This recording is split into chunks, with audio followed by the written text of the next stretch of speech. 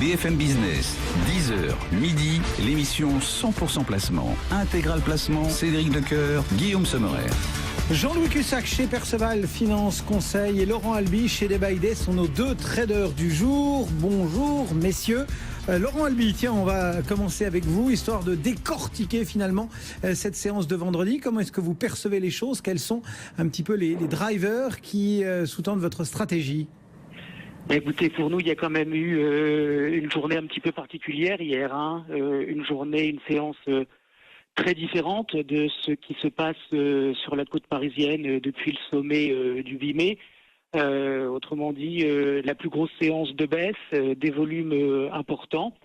Alors, ça s'inscrit toujours dans la consolidation baissière qui a commencé donc au mois de mai. Sauf que il y a une volatilité qu'on n'avait pas vue depuis longtemps qui est revenue. Et on a par conséquent maintenant, à nos yeux, un début de préjudice potentiel sur l'évolution du CAC. Alors, à court terme, de deux choses l'une. Soit, en fait, on est au bord de la consolidation. Donc, soit c'était cette bougie noire d'hier, un petit peu le solde de la longue baisse qui précède, et on repart à la hausse.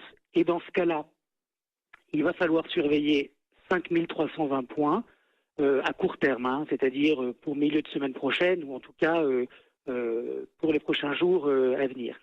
Si on arrive à refranchir ce niveau à 5320 points, alors effectivement, c'était la fin de cette consolidation et on reste finalement dans cet intervalle capé à 5442 points et pourquoi pas y retourner. Premier scénario.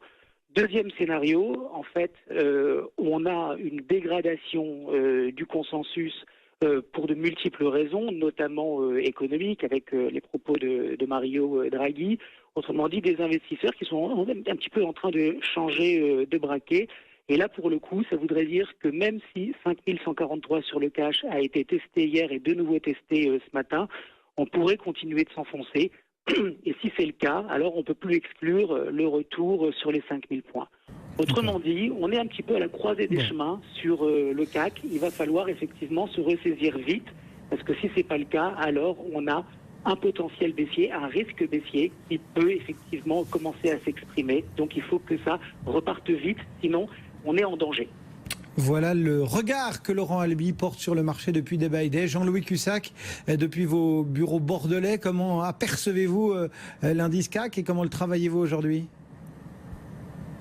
Toujours à l'achat, Cédric.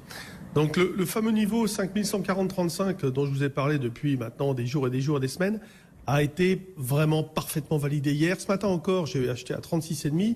Bon, j'ai déjà revendu. Et le stop, il est à 27,5. Voilà, c'est pas compliqué. On achète sur 40-35 et stop à 27,5, 5127,5.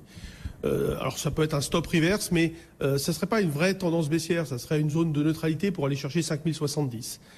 Alors qu'est-ce qu'on observe? Oui, le marché est un petit peu sonné, il y a des interrogations, il y a eu un warning, mais voilà, le marché n'est pas KO, loin de là. Les fondations avaient été sapées un peu par le secteur automobile, surtout l'euro-dollar. L'euro-dollar qui avait bien affecté hier LVMH, notamment Airbus, mais regardez, LVMH aujourd'hui c'est la plus forte hausse du CAC. Donc on voit quand même qu'il y a toujours beaucoup de régularité parmi les valeurs du CAC, il n'y a pas de programme de vente, il n'y a pas de changement d'opinion de la part des gestions et ça c'est très important.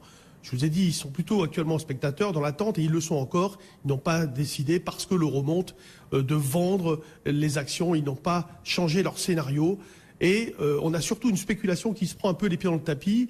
Et on le voit clairement aujourd'hui sur les valeurs. On a une très grande majorité de baisse avec du volume, notamment sur les mid et small cap. La spéculation se fait doucher, mais voilà, ça reste ciblé sur des valeurs qui n'ont pas des fondamentaux extraordinaires, qui ont été l'objet de grosses spéculations. Je pense à Arprice par exemple qui rebaisse. Évidemment, à côté de ça, il y a Technicolor qui fait un profit warning. Mais voilà, c'est pas encore dramatique du tout, il n'y a pas de quoi crier au loup. Il y a Bayer ce matin qui a fait un profit warning qui pèse un peu sur le DAX, enfin qui pèse beaucoup sur le DAX, et qui pèse sur l'Eurostoxx et sur l'ambiance, mais voilà, ça reste encore assez ciblé. On retrouve d'ailleurs beaucoup de grosses capitalisations des valeurs du CAC, là, dans les plus forts volumes Donc voilà, c'est de la régularité, c'est de l'arbitrage, ce sont des paniers. Il n'y a rien qui ressort du lot, encore une fois. Et donc ces mid et small qui avaient été surpayés sont un peu massacrés aujourd'hui. Mais voilà, tout ça c'est assez logique, ça répond à une logique de trading comportemental, surtout d'arbitrage, de suivi de marché, de je sauve ce que je peux sur les mid et small, mais il n'y a pas de changement d'opinion et c'est ça qui est vraiment très important.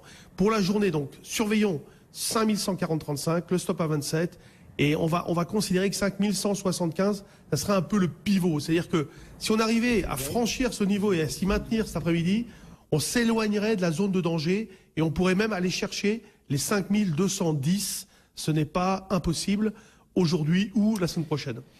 Merci. Après, c'est vrai qu'on est fin de trimestre. Est-ce qu'il pourrait y avoir des intérêts autour de la fin de trimestre? C'est pas impossible. Merci beaucoup à tous les deux, donc nos traders du jour, depuis Day by Day tout à l'heure, Laurent Albi, et puis à l'instant Jean-Louis Cussac depuis Perceval Finance Conseil. Merci beaucoup à tous les deux. On vous rappelle lundi.